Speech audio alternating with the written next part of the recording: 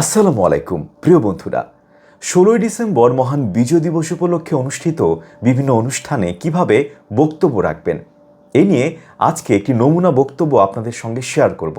আশা করি আপনারা উপকৃত হবেন। আজকের এই মহতী অনুষ্ঠানে উপস্থিত সম্মানিত সভাপতি মহোদয়, মাননীয় প্রধান অতিথি এবং বিশেষ অতিথিবৃন্দ, সম্মানিত শিক্ষক মণ্ডলী এবং আমার সামনে উপবিষ্ট শ্রদ্ধেয় সুধীজন, আপনাদের সকলকে বিজয়ের মাসে জানাই আমার পক্ষ থেকে উষ্ণতম অভিনন্দন ও আন্তরিক শুভেচ্ছা।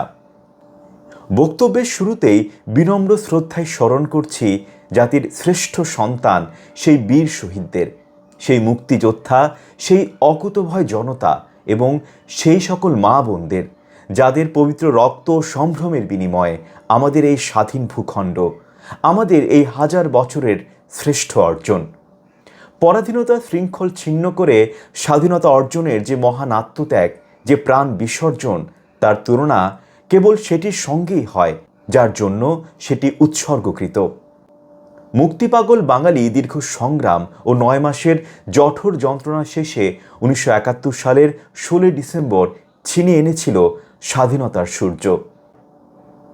১৭৫৭ সালে পলাশীর প্রান্তরে বাংলার স্বাধীনতার যে সূর্যটি অস্তমিত হয়েছিল, বহু প্রাণ আর এক সাগর রক্তের বিনিময়ে ১৯৭১ সালের এই দিনে সেই অস্তমিত সূর্যেরই উদয় ঘটে।